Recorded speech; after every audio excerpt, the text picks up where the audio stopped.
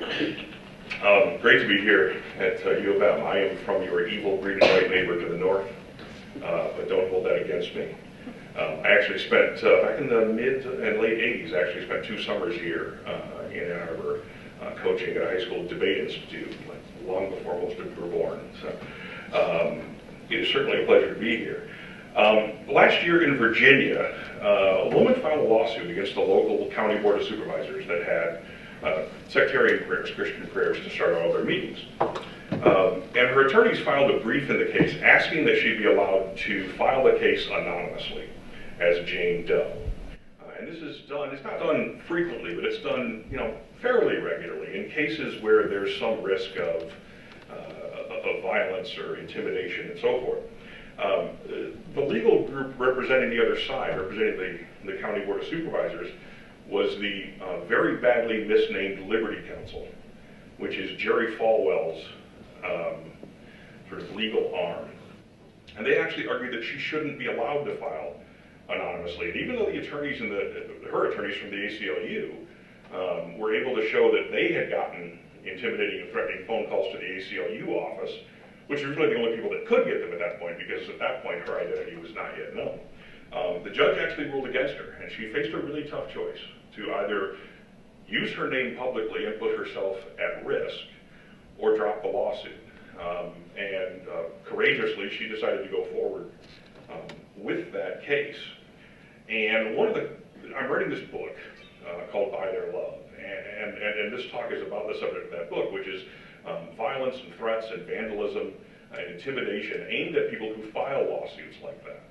And one of the goals of that book, I'm actually hoping that it gets used in cases like this, that the attorneys can use it as a reference in their briefs to say, look at the history of violence against these plaintiffs. Every time, and this goes all the way back to the 1930s, every single time someone files one of these cases, they end up really being abused very badly.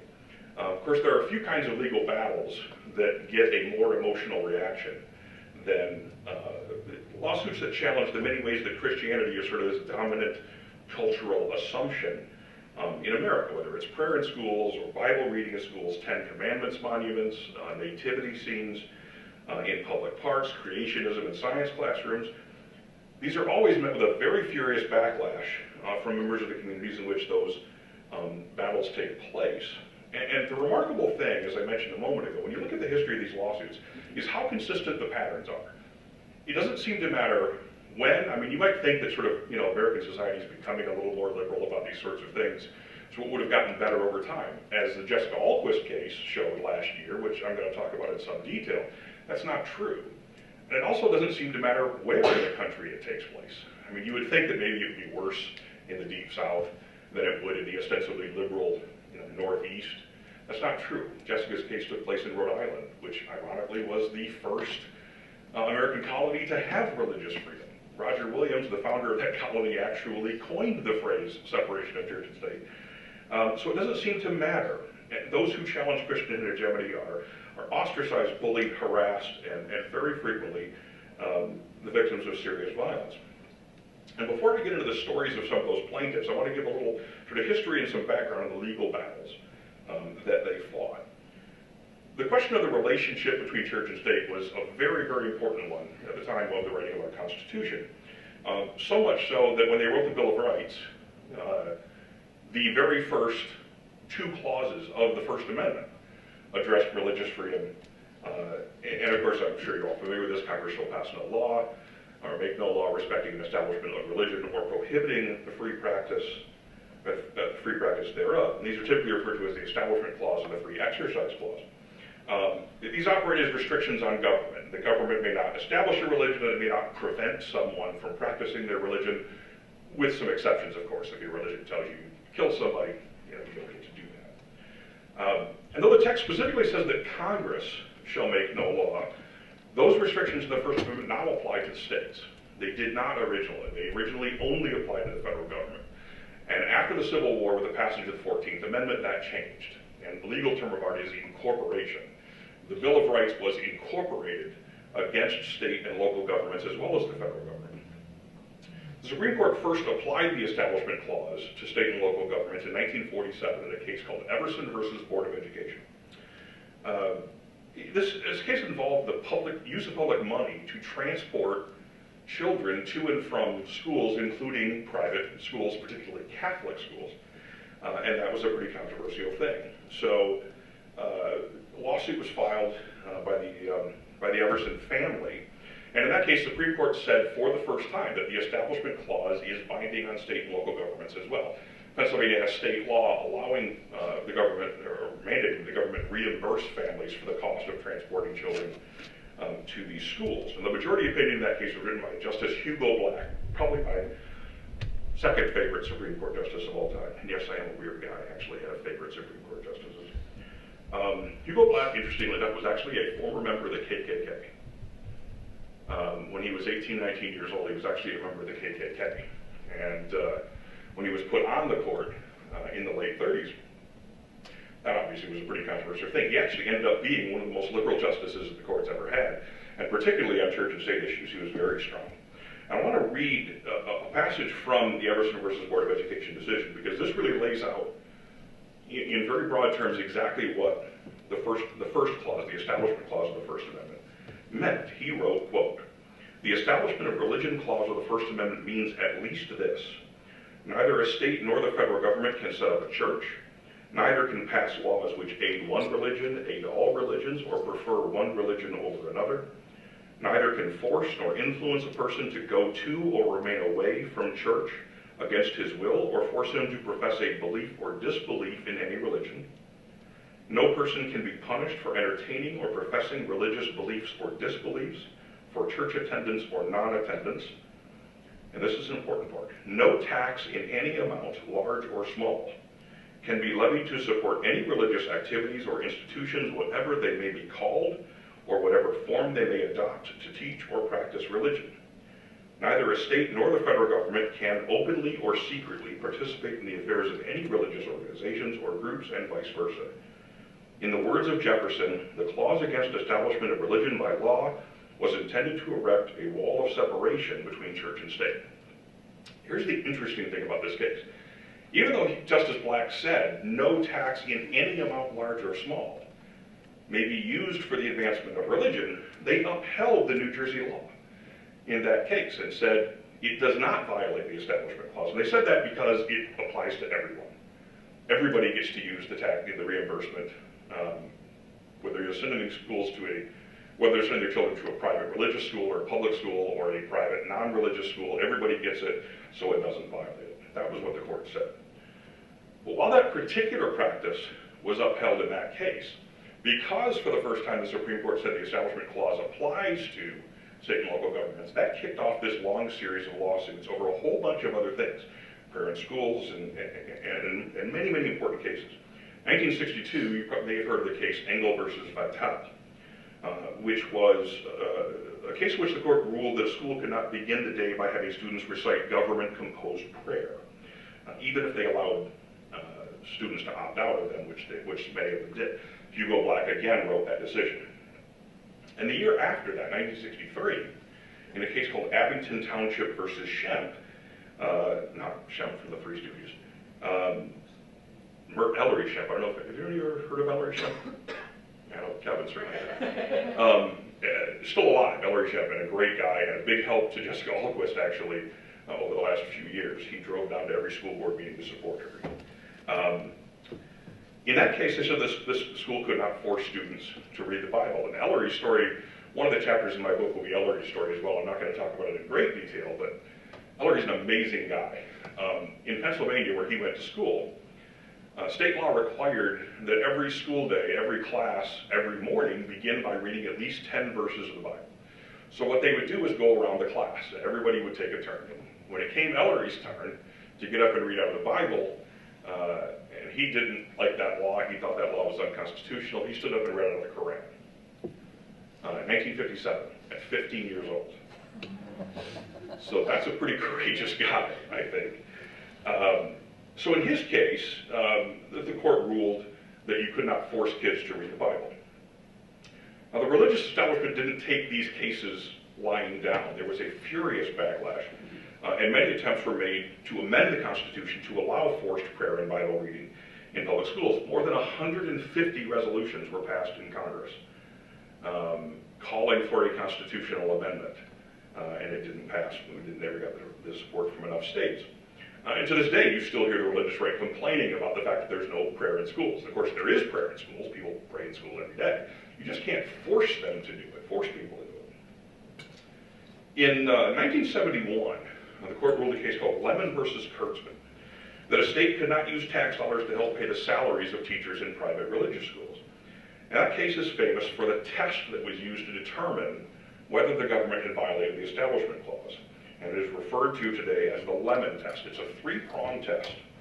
The law or practice being challenged must, one, have a clear secular purpose, two, must not have the primary effect of advancing or inhibiting religion, and three, it must not cause an excessive entanglement of religion with the government.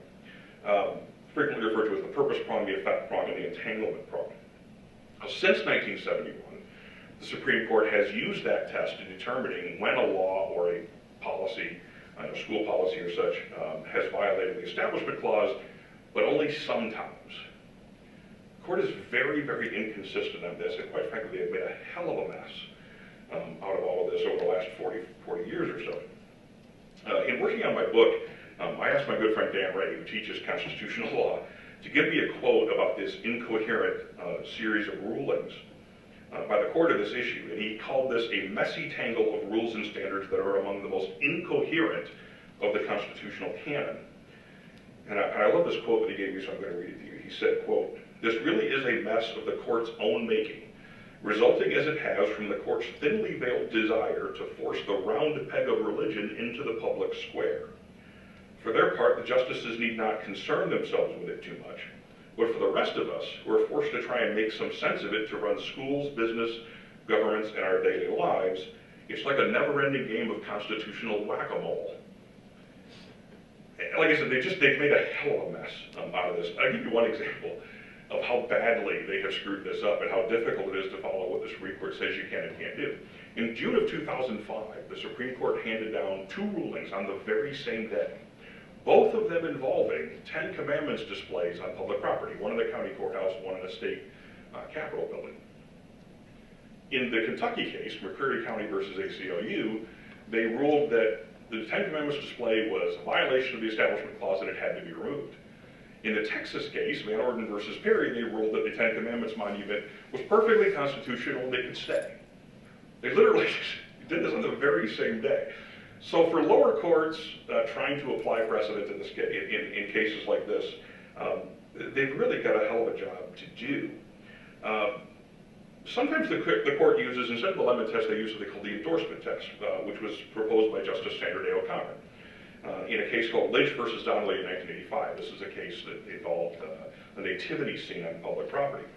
And the ruling, again, to give you a great example of how incoherent this is, the ruling basically said, you can have a nativity scene on public property as long as you dilute the religious message with enough non-religious symbols. So if you throw a few candy canes and snowmen and reindeer around, then that's enough. Then you can have Jesus in the manger as well. So again, very difficult for local officials to figure out what they can and can't do.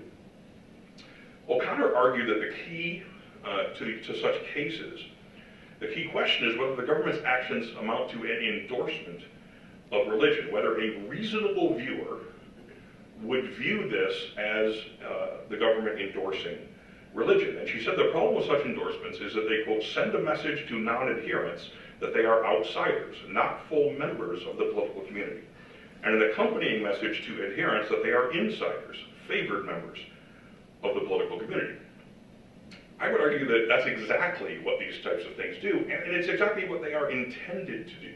It's exactly the message they are intended to send.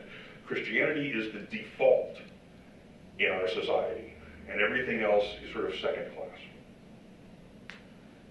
The history of abuse aimed at plaintiffs who file suits over Establishment Clause violations, I think, proves O'Connor's concerns about enforcement to be true. And what is it you hear all the time in cases like this? Well, this is a Christian country, and if you don't like it, why don't you leave? Which is a really obnoxious thing to say, but I hear it all the time anyway. All of these government policies, from prayer and Bible reading, nativity scenes, and so forth, the exclusive display of Christian symbols on public property, they form what I call Christian hegemony, which is this formal and informal system of legal and societal and cultural dominance of Christianity. And that's what's being challenged, and that's where the backlash comes in. Now, I mentioned Jessica Ahlquist. Of course, I know some of you have actually met Jessica at conferences and such. A really remarkable young woman. She challenged a prayer mural on the wall of a high school auditorium in Cranston, Rhode Island. What you may not know is that she wasn't actually the first one to do that. Her freshman year in high school, she saw it, she was bothered by it, she didn't really do anything about it. But the parent of another student in the school started raising hell at school board meetings about this and saying you should take it down. Jessica started going to the school board meetings and speaking up about this and saying, I agree, she's right, you should take it down. And she got up at one of these meetings and to speak against it, and she said, I'm an atheist. And when she said that, there was literally a gasp from the audience. I mean, just, an atheist among us. People were freaking out. There was actually a woman in the front that said, very loudly, called her a little witch after she had said that she was an atheist. Now, the school board meetings became verbal war zones, and the school board formed a committee to decide whether to take it down or not. Of course, ultimately decided they weren't going to take it down. So the woman who had challenged it decided she wasn't going to do anything about it. So Jessica met with the ACLU and decided to file a lawsuit. Now, the suit was filed on a Monday. Tuesday morning, Jessica goes to class. Now, bear in mind, she's 15 years old at this time. And they start their day with homeroom. And in homeroom in Rhode Island, you start by saying the Pledge of Allegiance. So everybody stands up to say the Pledge of Allegiance. And when they get to the under God part, all of the other students in the room turn and scream it at her. Under God! You can imagine at 15 years old how ostracizing that was for her. And things just got worse and worse and worse, and school became really a miserable experience for her. At one point during the suit, the mayor of Cranston, Rhode Island, a man named Alan Fung, he came to the school to speak, ironically, on Diversity Day. And with the whole school in the school auditorium and the mayor on at the podium, he gives a talk about discrimination he had faced as a Chinese American and overcoming that sort of thing. And at some point during the Q&A, someone stood up and asked him, one of the students asked him, what do you think about this lawsuit? And this is going on in the school auditorium. Literally, that mural being challenged is on the wall. And the mayor of the town said, well, I don't think it's hurting anybody. I think it should stay where it is. Explode into applause. Everybody in the audience applauding and cheering and yelling and screaming, turning to her and pointing at her. And literally, she ran out of the room. So again, just imagine being 15 years old and just being a pariah in your school. I mean, virtually everyone hating her and bullying her every single day.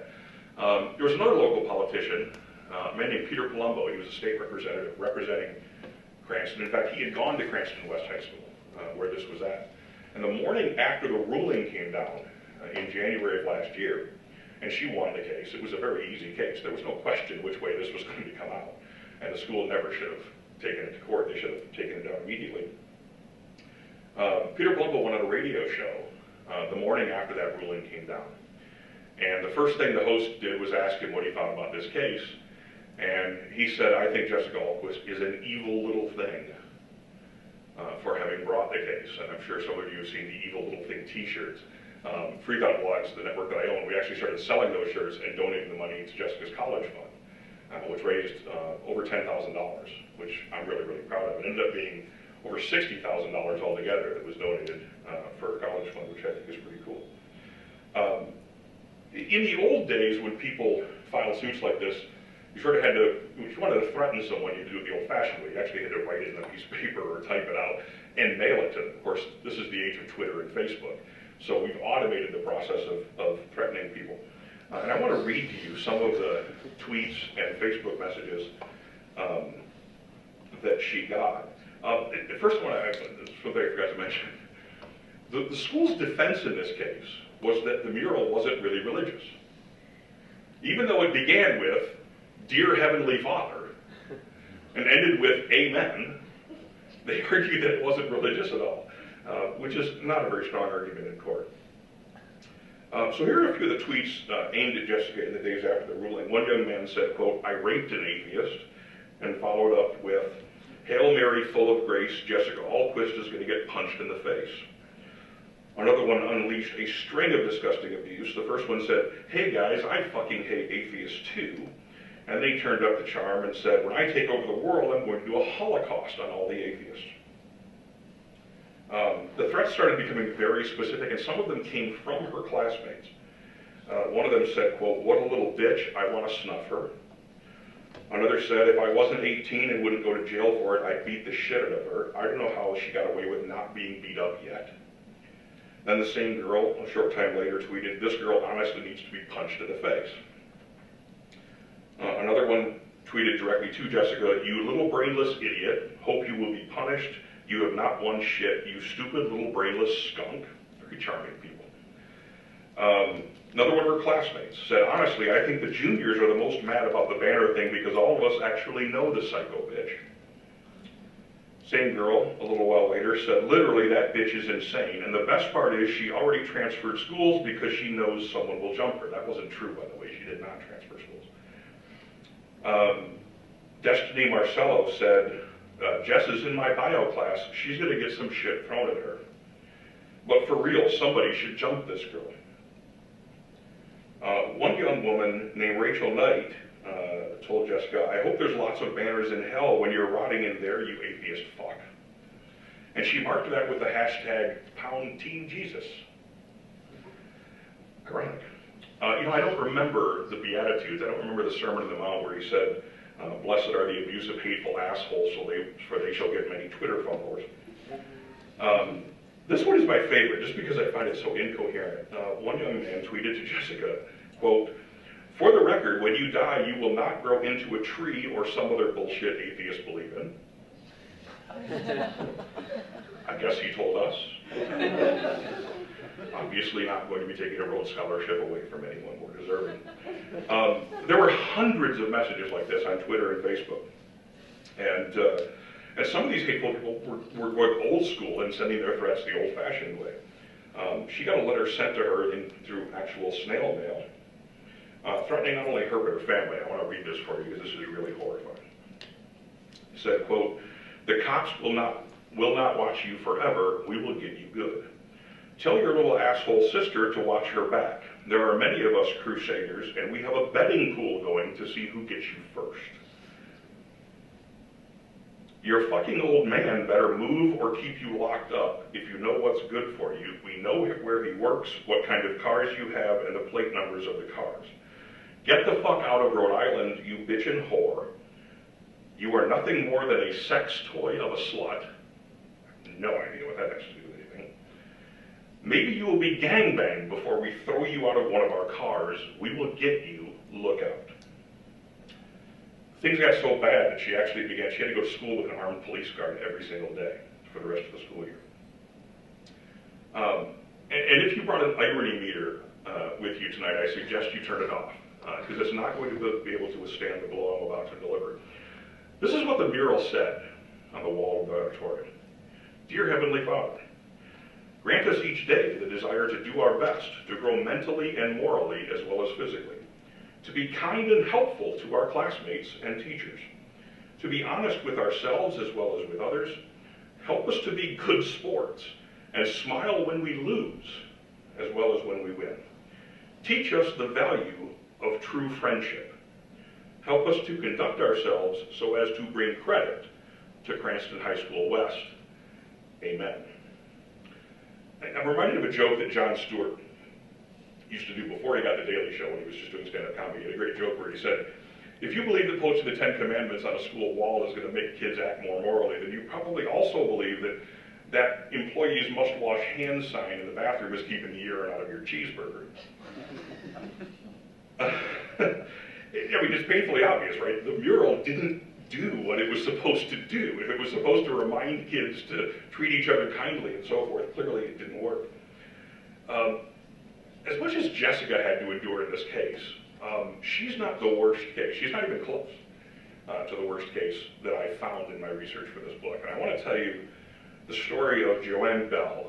Joanne Bell, in 1981 in Oklahoma, she filed a lawsuit against her local school district after she found out that there was a thing called the Sunshine Club, Sun spelled S-O-N for Jesus. And it was meeting on Thursday mornings in the middle school in Little Axe, Oklahoma. But it met before school. So on Thursdays, all the buses would arrive an hour early to take kids to school so that some of them could go to the Sunshine Club meetings.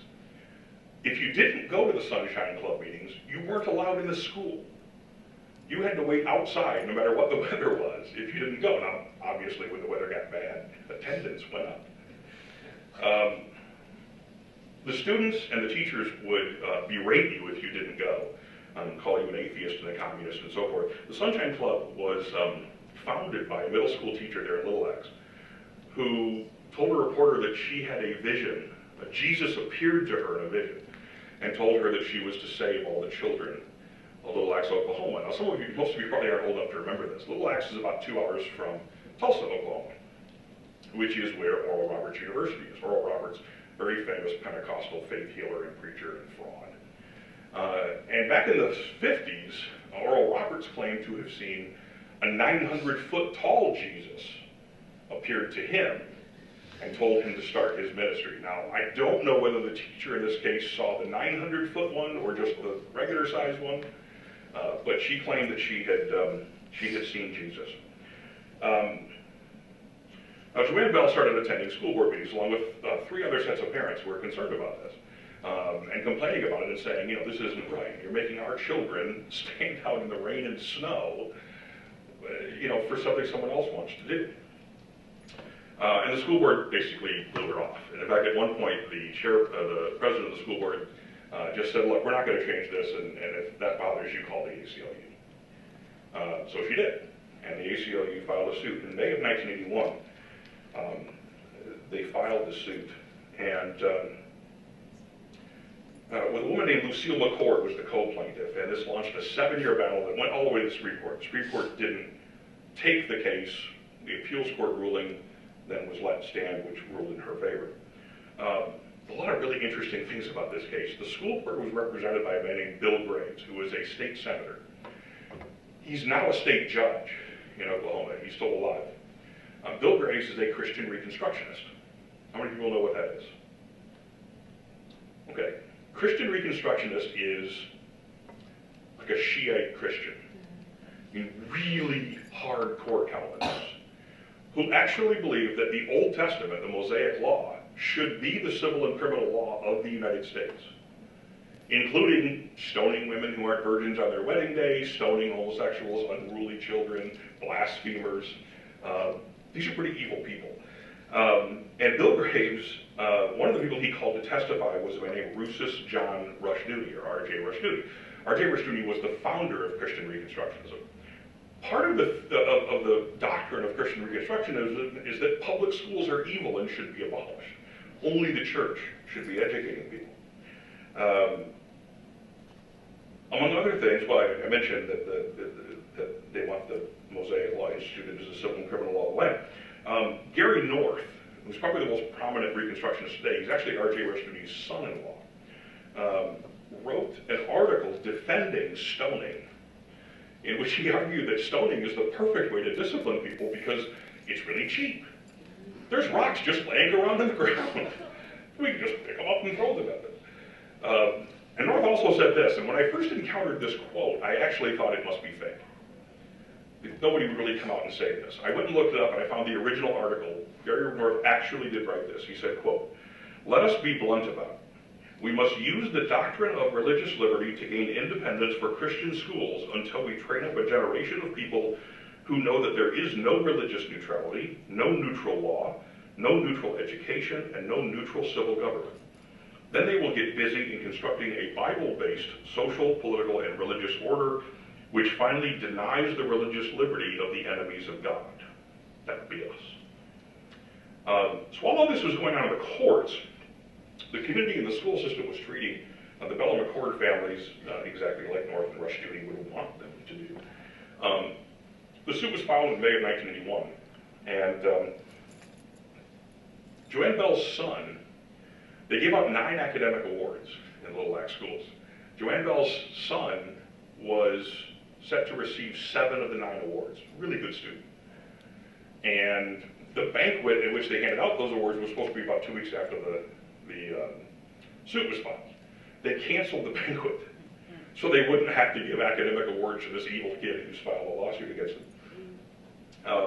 And things just got worse and worse. Around that same time, someone called in a bomb threat to the school. Joanne Bell gets a phone call, there's been a bomb threat called to the school. Like any parent would do, she got in her car, she drove right to school, make sure her kids are okay. She pulls up to the parking lot, she opens her car door to get out, and someone grabs her by her hair, pulls her out of the car, starts slamming her head against the roof of the car. As she gave her a concussion, separated her shoulder, knocked out teeth, pulled about half the hair out of the left side of her head, put her in the hospital for several days. The woman who did this, a woman named Corinne Spurlock, worked for the school. She was the head of the school cafeteria. While all this was going on, the principal of the elementary school was standing about 15 feet away. Does nothing. Watches her beat the crap out of this woman, and then finally after a few minutes says, I think she's had enough. Now, Corinne Spurlock was arrested. She pleaded guilty to assault. Did not get a jail sentence. What she got was a fine that she had to pay. The school not only did not fire this woman, they held a fundraiser to pay her fine. So the things going on in this community are absolutely unbelievable. The kids were called communists. The one Lucille McCord's son had an upside-down cross hung on his locker. The McCord family actually raised lambs for the county fair, like through 4-H, and had won, blue ribbons and such. Well, somebody killed and slaughtered one of their prize lambs and left it on their property, which I find really ironic. That the religion that calls their savior the Lamb of God, and they're slaughtering that. You keep thinking this is as bad as it can get, and actually it's worse. They have a son named Jason. He was in elementary school at the time. In the fall, somebody pushed Jason off the swings and broke his arm during recess at the elementary school. The principal brings the kid into his office, doesn't call the school nurse, doesn't call the hospital, doesn't get him any medical treatment, sits him there in his office for 4 hours, didn't call his mother to tell him, your child's been hurt. She gets there at 3:30 or something to pick him up from school and finds out that her son has been sitting in the office for 4 hours with a broken arm. She took the kid to the hospital. He ended up having to have surgery. He had a compound fracture and had surgery that night.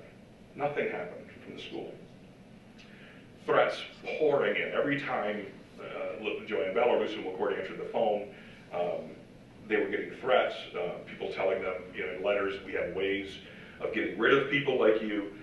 Probably the creepiest thing about this was that Joanne Bell and Lucille McCord both received their own obituaries in the mail, which is really, really creepy to me. And on September 19th, 1981, the obituaries almost came true for the Bell family. They had driven to a nearby town. Their son then was in high school and was playing on a football team, and they had a Friday night football game. They drive over there, they get to the stadium, and the police officer meets them and says, you better go home, your house is on fire. Someone threw a firebomb through a bedroom window, and by the time they get home, that there was nothing but ashes. And this is probably the most appalling thing about this case. That happened on a Friday night. Monday morning, the attorney for the school board files a motion with the federal court to have the case dismissed because they no longer live in the school district. So the chutzpah of these people is really, I think, quite extraordinary. The judge, by the way, rejected that and said he was not going to allow vigilante actions to determine the outcome of the case. But I think this illustrates exactly what this kind of behavior, this kind of intimidation, is meant to do. It is intended to intimidate, to make people cower so that they don't file suits like this, and it works. In that very case, there were originally 4 plaintiffs, 4 families that were involved in this. 2 of them pulled out because of what was going on, and one woman, Carly McGuire, was one of the plaintiffs in the case, she pulled out after she got a phone call. She picks up the phone, and there's a little girl's voice on the other end of the phone. And the voice said, "Mommy?" And she recognized that it wasn't her daughter. It wasn't her daughter's voice. And then an adult came on the line and said, "Next time we'll get your little girl." The next morning she withdrew from the case. So this kind of violence, this kind of, these threats and intimidation frequently works in these cases. The trial itself in this case was really fascinating, especially the witnesses called by the school in their defense. One witness said that if they didn't teach Christianity in schools, the nation would descend into fascism. They called a man named Paul Schmidt, who was a Christian psychologist, who said that the things that kids are being taught in church are losing their power because the schools aren't reinforcing them. And he said that unless the court allowed the schools to teach kids to be Christian, God would be seen as an impotent, irrelevant figure who doesn't have the power to come to school, which doesn't sound like a very omnipotent deity to me. I remember earlier when I talked about the lemon test, that was what the judge applied in this case. That was the standard. So the school had to prove that their policy allowing this club to go on had a secular purpose and did not have the effect of advancing religion. Now that's really a tough argument to make if your own witnesses are saying this is important because we have to teach Christianity. That's a really tough argument to make, and they kept contradicting themselves. In 2005, there was a case in Dover, Pennsylvania, involving intelligent design in public schools. I was actually involved in that case, or in the background, working with the plaintiffs. And in that case, you had this really stupid school board. I mean, astonishingly stupid school board. They got on the witness stand and they got shredded. In that case, Judge Jones, the federal judge in that case, said, he referred it in the ruling to the school board's, quote, breathtaking inanity, which is pretty strong language. That's not everything federal judges say in their rulings, typically. But the school board in Little Axe was at least that bad. When the case began, the court issued what's called a preliminary injunction, saying until the case is finally resolved, the meetings have to stop. You can't do this. In October 1983, the school held a mandatory assembly with an evangelist preaching to the kids in the same middle school that this went on. And when the ACLU found out about this and went to the judge and said, they're violating your injunction, the school actually tried to argue that this was different. This wasn't covered by the injunction because, unlike the Sunshine Club, this one was mandatory. Attendance was mandatory here, and it was the government doing it. So that's totally different. Not realizing that it actually made things, considerably worse. And they were apparently just too stupid to realize that. The judge actually responded to that argument. He wrote that that claim was so patently absurd that it is unworthy of further comment. But it also proved to the judge that the school's purpose clearly was to teach religion. And in his final ruling, he said, quote, the district's blatant disregard for the clear import of the court's injunction convinces us that the district's preeminent purpose in permitting these meetings to be held was religious in nature and that the policy was adopted to conceal that purpose. So they won the case. The good guys won. The school board appealed to the 10th Circuit Court of Appeals. 10th Circuit Court of Appeals upheld that ruling. They appealed to the Supreme Court. The Supreme Court said no, they weren't going to take the case and that let the lower court ruling stand. There's a couple of really interesting footnotes about this case. One of them is that the school board thought that they were being represented pro bono. They thought that Bill Graves was representing them out of the goodness of his heart until they got a $700,000 bill from him after the case was over. And the second thing is that Joanne Bell, she knew nothing about the ACLU when this case started. And she was not the atheist, by the way. Her family had founded the local Nazarene Christian church. That family was all Christian. They just didn't think the school should have any involvement in this. The only thing she knew about the ACLU was what she had been taught growing up Christian, which was the ACLU was evil and anti-Christian. They end up representing her. She finds out that that's not the case. She started volunteering with the Oklahoma State ACLU. Worked her way up, and about 10 years later became the executive director of the ACLU of Oklahoma. In 2011, she retired. And she's actually writing a book about her case now, too. So she's been kind of minimally cooperative with me, although I've already did an interview with her on my radio show a few years ago, so I certainly had plenty of material anyway. But her book, I'm sure, will get into a lot of details that I don't have, and I'm really kind of curious to read it. The name of this talk and the name of my book is By Their Love. And I grew up Methodist in the 1980s. And anybody who grew up in probably any Christian or Protestant denomination, at least, over the last 40 or 50 years, remembers a hymn called By Their Love. And the chorus of that hymn is, they will know we are Christians by our love, by our love. And so I'm sort of using that as an ironic framing device for all of this. It actually took me a long time to recognize the irony of those lyrics. Now, I certainly do not believe that all Christians would support this sort of thing. I think it's a very tiny percentage. Most Christians, of course, would be as appalled by threats and abuse and so forth as we are. I think it's a very small. But I think there is this sort of dark underbelly to the country of people who respond this way, and I think it's something that needs to be exposed. And this violence was foreshadowed by the two founding fathers who are most responsible for the concept of separation of church and state, Thomas Jefferson and James Madison. Thomas Jefferson wrote in a document, not really a full book, but something he wrote called the Notes on Virginia, noted that Christian establishments had existed for centuries throughout particularly Europe and in the early American colonies, and that they were enacted to make society uniform in their beliefs, make everybody into a Christian. And he wrote, quote, millions of innocent men, women, and children since the introduction of Christianity have been burned, tortured, fined, and imprisoned, yet we have not advanced 1 inch toward uniformity. What has been the effect of coercion? To make half the world fools and the other half hypocrites.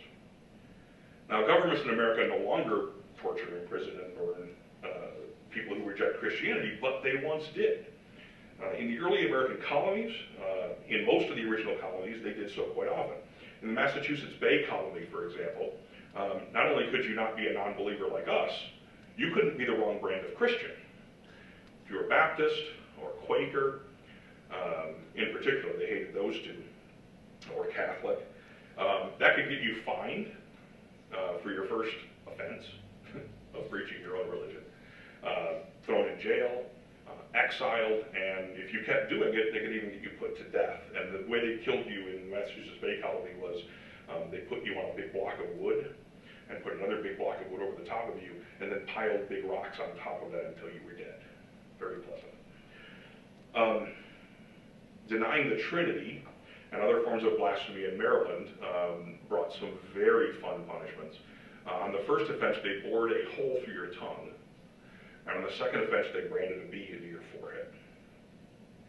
Now, the Constitution helped change that, of course, but as I said, it didn't initially apply to the states. It only applied to the federal government. So it took a while for that. And Jefferson once asked, why have Christians been distinguished above all people who have ever lived for persecutions? Is it because of it is the genius of their religion? No, he said. Its genius is the reverse. It is the refusing of toleration to those of a different opinion which has produced all of the wars on account of religion. Well, at the Constitutional Convention in 1787, James Madison, who's known as the father of the Bill of Rights and the principal author of the First Amendment, he argued, quote, in all cases where a majority are united by a common interest or passion, the rights of the minority are in danger. What motives are to restrain them? Religion itself may become a motive to persecution and oppression. These observations are verified by the histories of every country, ancient and modern. But because Christians are safely in the majority, many of them see no reason to worry about the rights of people like us.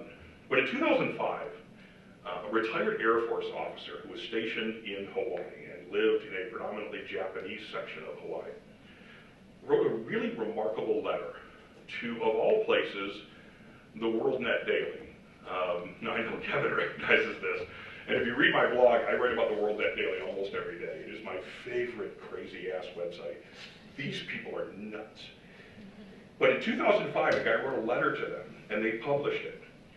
After he and his wife had attended a local high school football game, and he wasn't surprised when, before the game started, they asked everyone to rise for an invocation. That seemed perfectly normal to him. What he was surprised at was that it was being given by a Buddhist priest. because he was in an almost exclusively Buddhist part of Hawaii. And I want to read you, this is fairly long, but I want to read this to you because I think it's truly a remarkable letter. He said, quote, "To continue to stand and observe this prayer would represent a betrayal of our own faith and imply the honoring of a pagan deity that was anathema to our beliefs. To sit would be an act of extreme rudeness and disrespect in the eyes of our Japanese hosts and neighbors who value, above all other things, deference and respect in their social interactions. I'm sorry to say that in the confusion of the moment, we chose the easier path and elected to continue to stand in silence so as not to create a scene or ill will among those who were seated nearby. Needless to say, this was our first and last football game. Although many of the students we worked with continued to invite us to the games, we were forced to decline. We knew that if we were to attend again, we would be forced to abstain from the pregame activity, and not wanting to offend our neighbors and colleagues, we simply refrained from attending. When placed in a setting where the majority culture proved hostile to my faith and beliefs, I became paralyzed with indecision and could not act decisively to defend and proclaim my own beliefs. I felt instantly ostracized and viewed myself as a foreigner in my own country. We often advocate the practice of Judeo-Christian rituals in America's public schools by hiding behind the excuse that they are voluntary, and any student who doesn't wish to participate can simply remain seated and silent. Oh, that this were true. But if I, as a mature adult, would be so confounded and uncomfortable when faced with the decision of observing and standing on my own religious principles, or run the risk of offending the majority crowd, I can only imagine what thoughts and confusion must run through the head of the typical child or teenager for whom peer acceptance is one of the highest ideals. I would say in love to my Christian brothers and sisters, before you yearn for the imposition of prayer and similar rituals in your public schools, you might consider attending a football game at Wahawea High School. Because unless you are ready to endure the unwilling exposure of yourself and your children to those beliefs and practices that your own faith forswears, you have no right to insist that others sit in silence and complicity while you do the same to them." That's a Christian that really gets it. And he got to walk a mile in the shoes of those who were made to feel as outsiders. And sort of, the words of Justice O'Connor, told that they are not full members of the community. Now, as I said, I don't believe this is a very small minority of Christians who agree with, the threats and abuse and intimidation. But an awful lot of them have no problem with these kinds of practices going on. And I think that letter is really, really important. They ask us all the time, what's the big deal, right? What's the big deal about ungodly trust on the money? What's the big deal about undergodly allegiance? I think that letter answers what's the big deal. But because they are safely within this cocoon of Christian hegemony, and it never affects them, they don't ever get to hear that. So obviously the question is, what do we do about this? And I don't really have a good answer to that except this. One of the things that Jessica Alquist told me was that when she started her lawsuit, she had no idea that there was a secular community out there. She had no idea there were people out there who would support her in this. And the first email she got from someone involved in this was from J.T. Everhart, a good friend of mine, and to several of you I know.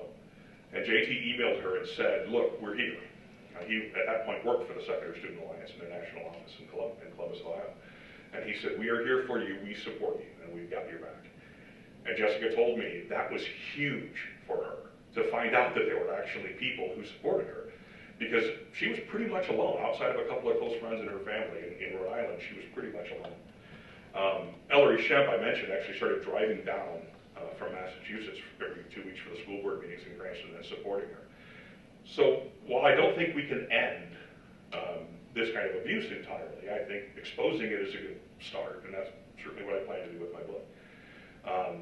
But I think the biggest thing we could do for those who do file these suits is groups like this.